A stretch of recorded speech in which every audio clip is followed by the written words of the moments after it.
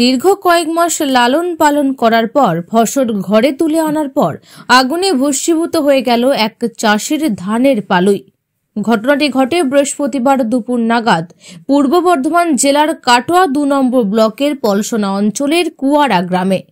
ক্ষতিগ্রস্ত হয় ২০ বিঘা জমির প্রায় ৪০ কাহন খড় সহ ৪০০ বস্তা ধানের ২টি পালুই।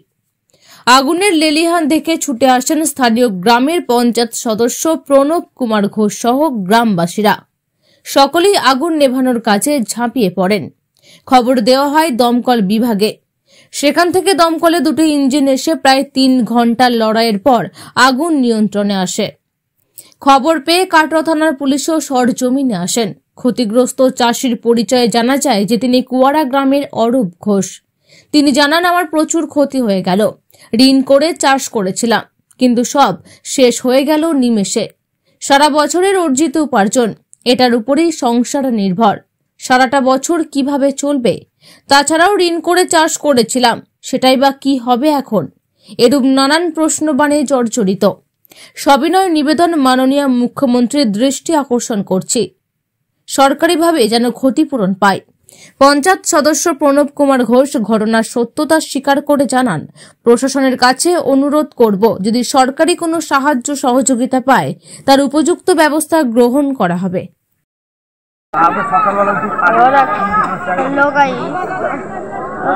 আগুন লেগেছে,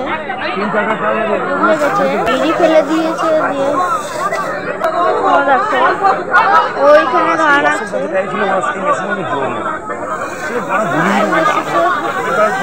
যাচ্ছে না, জল ভেতরে যাচ্ছে না, পালায় জল, পালায় জল ঢুকছে।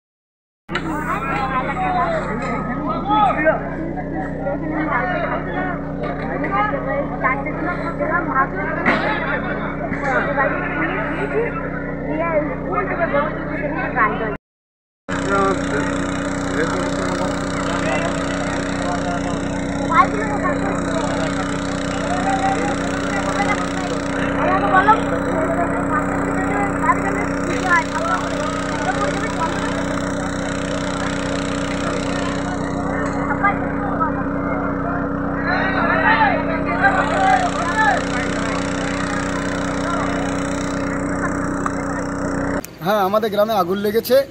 2টো মরাই আর 3টে পালুই পুড়ে ছাড়কার হয়ে গেছে। গ্রামের মানুষ বহু সহযোগিতা করেছে জল ফল দিয়ে, তাও নিয়ন্ত্রণ রাখতে পারে নাই।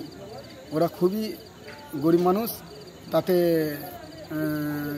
কাটোয়া থেকে 2টো দমকল এসেছিল, 2টো ইঞ্জিন এসে নিয়ন্ত্রণ রেখেছে। গ্রামের মানুষ সব হেল্প করেছে।